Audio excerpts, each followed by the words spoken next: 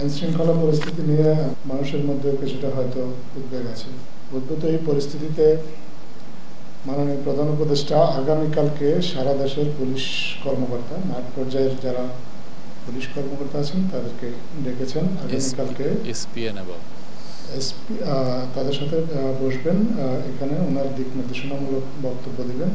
এখানে এসপি পদমর্যাদা এবং তার উপরের যারা আছেন এসপি, বিভিন্ন মেট্রোপলিটন পুলিশের কমিশনার, মেট্রোপলিটন পুলিশ ডিভিশনগুলোর পুলিশের ক্রাইম ডিভিশনের হেড, প্লাস পুলিশের যারা নীতি নির্ধারণী কর্মকর্তা আছেন, আইজিপি, ডিভিশনাল আইজিপি, এই ধরনের 127 জন কর্মকর্তা আগামীকাল এই বিশেষ মিটিংয়ে, বিশেষ সভায় প্রধান উপদেষ্টার কার্যালয়ে প্রধান উপদেষ্টার সাথে বৈঠক করবেন, যেখানে প্রধান উপদেষ্টা আইন শৃঙ্খলা বিষয়ে সরকারের যে দিক নির্দেশনা সেগুলো পুলিশ অফিসারদেরকে জানাবেন এবং মাঠ পর্যায়ে তাদের অভিজ্ঞতাও শুনবেন।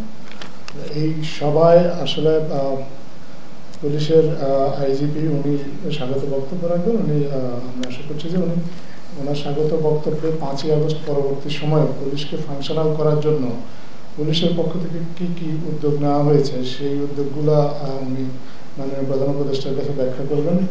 পাশাপাশি পুলিশের মোরালটাকে ফিরিয়ে আনার জন্য যে পুলিশের যে চেষ্টা সেই বিষয়ে উনি প্রধান উপদেষ্টাকে জানাবেন। এবং ক্রাইম নিয়ে পারসেপশন এবং ফ্যাক্টসের মধ্যে যে ব্যবধানটা আছে, অনেক সময় আমরা হয়তো ধরে নিচ্ছি যে ক্রাইম একটু বেশি, কিন্তু আসলে ফ্যাক্টস এবং ফিগার অন্যভাবে কথা বলছে। উনি এই বিষয়টাও ব্যাখ্যা করবেন। এবং এছাড়া মাননীয় আইজিপি ছাড়াও পুলিশের 6 জন মাঠ পর্যায়ের, অন্তত 6 জন মাঠ পর্যায়ের কর্মকর্তা 6টা ফোকাল পয়েন্টে কথা বলবেন। আপনার পুলিশের লজিস্টিক্স নিয়ে কথা বলবেন, ওনাদের অ্যাকোমোডেশন নিয়ে কথা বলবেন, আপনার ট্যাগ বেসড যে পুলিশিং সেটা নিয়ে কথা বলবেন। পাশাপাশি আপনার শিল্প পুলিশের যে সীমাবদ্ধতা বা শিল্প পুলিশের যে কাজগুলো, শিল্প পুলিশ আপনারা জানেন যে শিল্পাঞ্চলে বেশ কিছু সমস্যা হয়েছিল, এগুলো শিল্প পুলিশ কীভাবে ট্যাকেল করেছেন বা আরও কীভাবে ভালোভাবে ভবিষ্যতে ট্যাকেল করা যায় এই বিষয়ে মাননীয় প্রধান উপদেষ্টার সাথে তাদের কার্যক্রম অবহিত করবেন এবং ওনার দিক নির্দেশনা দেবেন। এটা একটা বিশেষ সভা পুলিশের পক্ষ থেকে আমাদেরকে জানানো হয়েছে। এর আগে অতীতে কখনো এ ধরনের সভা হয় নাই। সাধারণত আপনারা দেখেছেন যে পুলিশ সপ্তাহ যেটা হয় সেখানে সরকার প্রধান পুলিশকে অ্যাড্রেস করেন এবং এটাই হয়। এবারও সরকার পুলিশ সপ্তাহটা হবে 29 এপ্রিল, পুলিশ সপ্তাহ শুরু হবেন। সেখানেও আমাদের মাননীয় প্রধান উপদেষ্টা পুলিশ সপ্তাহে পুলিশ সদস্যদের উদ্দেশ্যে বক্তব্য রাখবেন বা পুলিশ সপ্তাহের অন্যান্য যে রুটিন কার্যক্রমগুলো হয় সেগুলো তখন হবে। কিন্তু তার আগে এই বর্তমান পরিস্থিতিতে পুলিশকে দিক নির্দেশনা দেওয়ার জন্য আগামীকালকে এই সভাটা হবে প্রধান উপদেষ্টার কার্যালয়ে।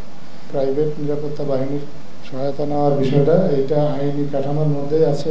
এই বিষয়ে আইন অনুযায়ী যে ব্যবস্থাটা নিতে পারে সরকার সেটুকুই নেবে। আইনের গত্যে করে কোনো ধরনের সিদ্ধান্ত হবে না। এটাই হচ্ছে আপাতত সিদ্ধান্ত।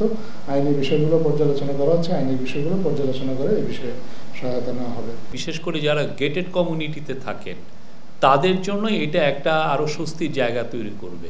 কারণ তাদের গেটেড কমিউনিটি যে পুলিশ যারা গার্ড আছেন, গার্ডদের যিনি সবচেয়ে সিনিয়র বা প্রধান, তাকে এখানে পুলিশ অফিসারের রোল দেওয়া হচ্ছে, তাকে সার্টিফিকেট দেওয়া হচ্ছে, তাহলে তিনি অ্যারেস্ট করতে পারবেন। এই অ্যারেস্টের ফলে যেটা হবে যে এক ধরনের ডিটারেন্স হিসাবে কাজ করবে তার এই সার্টিফিকেটটা। তো এর ফলে আমরা আশা করছি যে সমস্ত জায়গায় গেটেড কমিউনিটি আছে সেখানে আইন শৃঙ্খলা পরিস্থিতি আরও বেটার হবে। আমরা এটা কন্টিনিউয়াসলি মনিটরিংয়ে থাকবো কীভাবে হচ্ছে। এবং আপনাদের একটা জানা উচিত, এটা কিন্তু ওয়ার্ল্ডের বড় বড় অনেক শহরে এটা আছে। সেটার আলোকে আমাদের পুলিশ অ্যাক্টে তো এটা আছে, অন্যান্য দেশের বড় বড় শহরগুলোতেও এটা দেখা যায়। তারা এই জিনিসটা সবাই, কেননা সরকার তো সব কিছু করে না অন্যান্য দেশে, সেক্ষেত্রে প্রাইভেট এইগুলো যারা সিকিউরিটি প্রোভাইডার তাদের সাথেও এই এক ধরনের সম্পর্ক তারা মেনটেন করে। আমরা মনে করছি যে শহরে আইন শৃঙ্খলা পরিস্থিতি একটু বেটার করার জন্য this is a good move. এবং আমরা এটা কন্টিনিউয়াসলি মনিটর করব যে এরা কীরকম অপারেট করছে, কতটুকু ভালোভাবে তাদের পারফরমেন্সটা দেখাচ্ছে।